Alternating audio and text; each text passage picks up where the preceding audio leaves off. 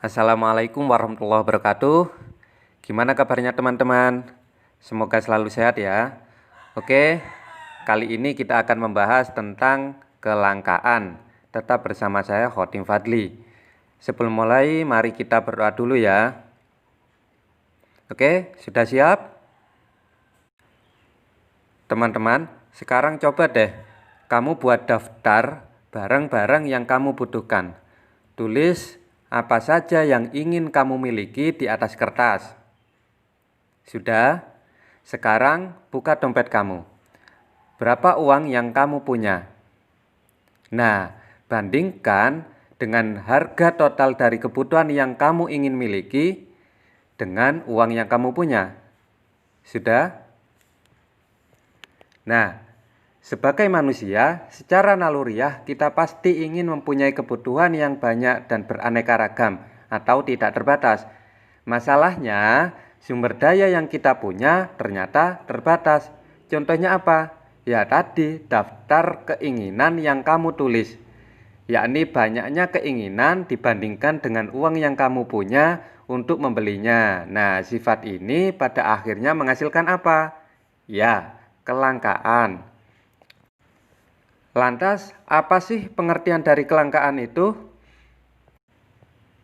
Kelangkaan sumber daya atau scarcity dapat diartikan sebagai suatu kondisi ketika kebutuhan manusia sangat tidak terbatas, sedangkan sumber daya yang memenuhi kebutuhan tersebut sangat terbatas jumlahnya, atau situasi di mana jumlah sumber daya yang ada dirasakan kurang atau tidak cukup untuk memenuhi kebutuhan manusia.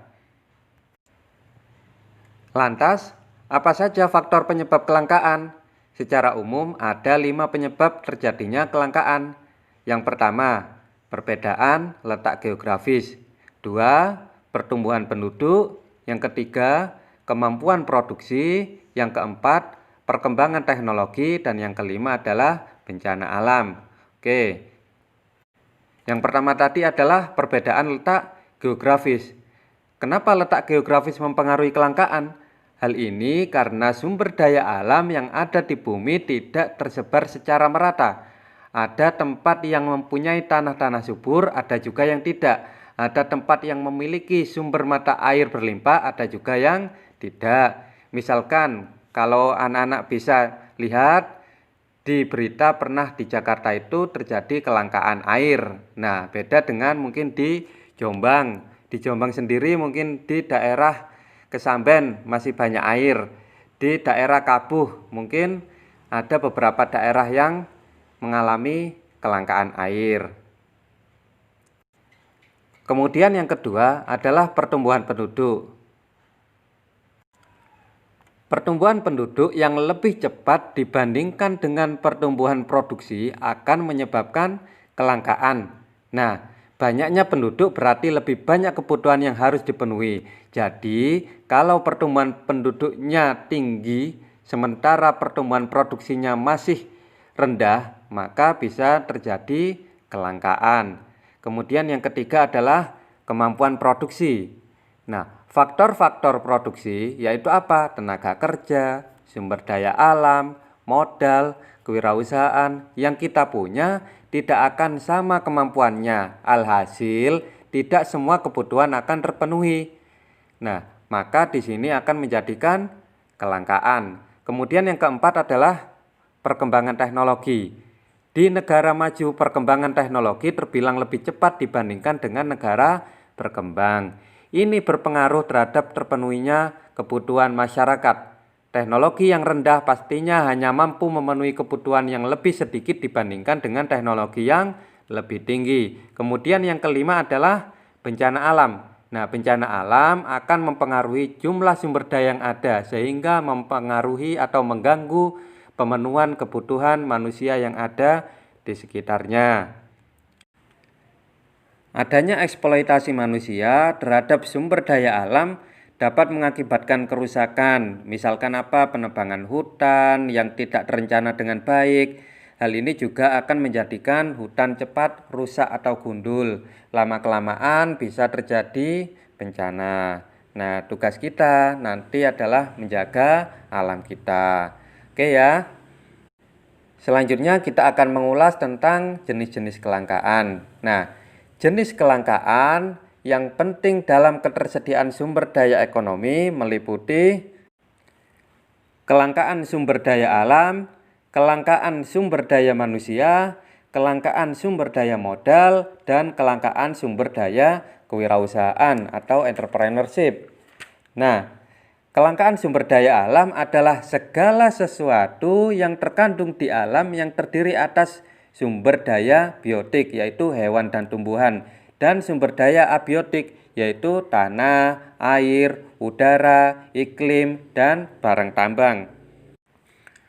Pemanfaatan sumber daya alam yang dilakukan terus-menerus dapat mengakibatkan sumber daya alam tersebut akan habis, yang pada akhirnya berdampak pada kelangkaan sumber daya alam tersebut. Contoh, jumlah minyak bumi di Indonesia semakin sedikit sehingga harus mengimpor dari luar negeri. Nah, kemudian yang kedua adalah kelangkaan sumber daya manusia.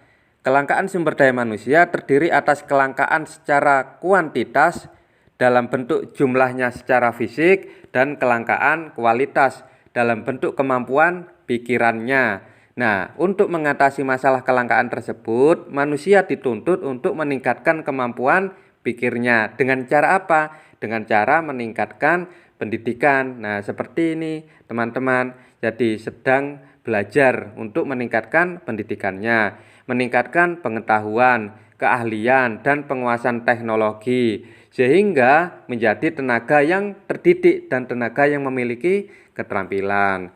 Kemudian yang ketiga adalah kelangkaan sumber daya modal. Nah, sumber daya modal bisa berbentuk uang dan berbentuk modal fisik, yaitu bahan mentah, gedung, dan peralatan. Sumber daya modal juga bisa langka. Dalam kehidupan sehari-hari dapat kita lihat banyak perusahaan yang bangkrut karena kekurangan modal. Di negara-negara tertentu yang kemajuan ekonominya lambat karena kekurangan barang modal di masyarakat yang bersangkutan. Jadi, kelangkaan modal bukan berarti modal yang ada sedikit, tapi karena terjadi ketidakseimbangan antara kebutuhan modal dengan jumlah modal yang tersedia. Oke, kemudian yang keempat adalah kelangkaan sumber daya kewirausahaan atau entrepreneurship, yaitu sumber daya kewirausahaan atau entrepreneurship merupakan faktor produksi yang fungsinya mengelola faktor produksi berupa alam, tenaga kerja, dan modal, dan untuk menghasilkan barang dan jasa. Nah, seorang entrepreneur memiliki kemampuan untuk menciptakan produk baru yang berbeda dengan menggunakan sumber daya yang ada untuk memenuhi kebutuhan masyarakat. Orang-orang yang memiliki kualitas sebagai entrepreneurship ini jumlahnya masih terbatas. Jadi termasuk teman-teman yang di sini mungkin punya jiwa-jiwa entrepreneurship. Nah, keterbatasan atau kelangkaan sumber daya produksi menyebabkan alat pemuas kebutuhan yang tersedia menjadi terbatas dan langka. Nah, oleh karena itu, dalam memanfaatkan sumber daya yang tersedia harus memperhatikan faktor optimalisasi. Kemudian, dengan timbulnya kelangkaan membuat individu, perusahaan, ataupun masyarakat secara keseluruhan tidak bisa mendapat semua yang mereka inginkan. Nah, contohnya tadi, kamu sudah membuat daftar keinginan, tapi tidak semua daftar keinginan kamu dapat kamu penuhi. Sehingga apa yang harus kamu lakukan? Yang harus kamu lakukan adalah membuat pilihan. Nah, maka strategi mengatasi kelangkaan dapat dilakukan dengan beberapa hal berikut. Yang pertama yakni menentukan pilihan terbaik.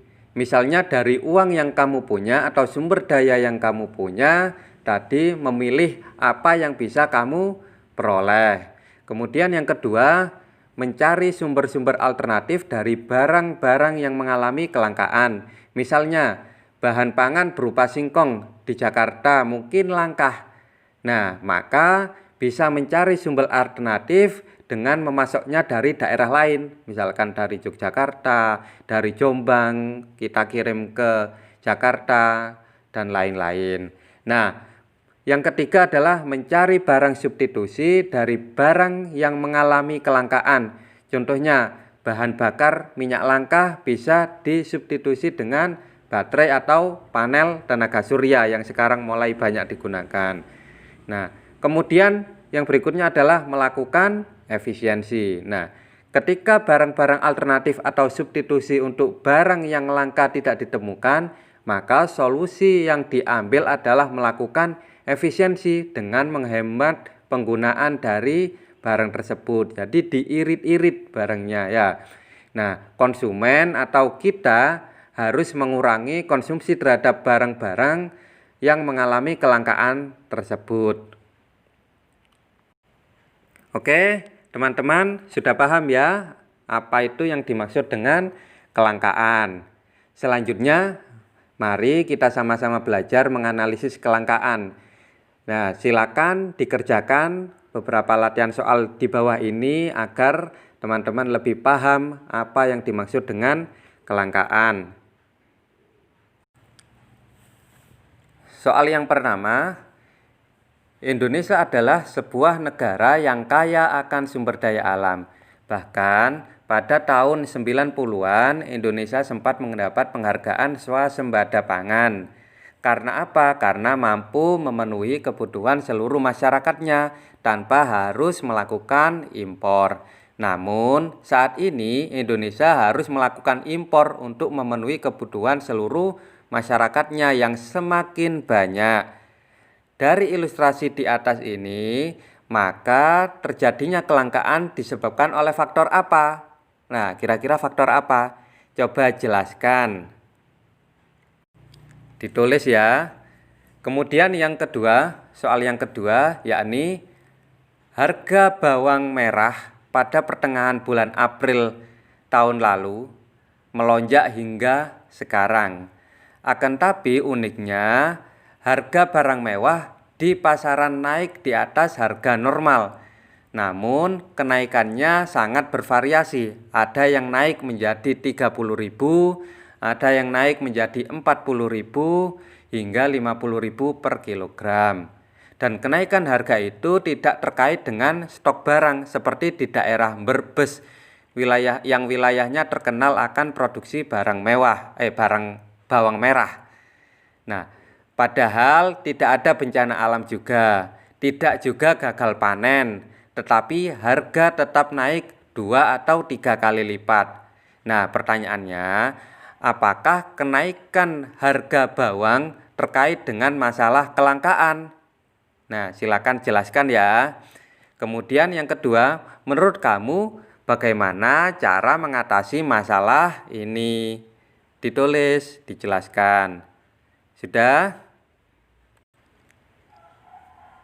Selamat mengerjakan. Jika ada yang belum dipahami, silakan tanya di kelasmu masing-masing.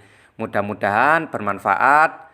Tetap semangat dan selalu giat. Sampai berjumpa lagi dengan saya Khotim Fadli di pembahasan berikutnya. Wallahul muwafiq ila aqwamit thoriq. Wassalamualaikum warahmatullahi wabarakatuh.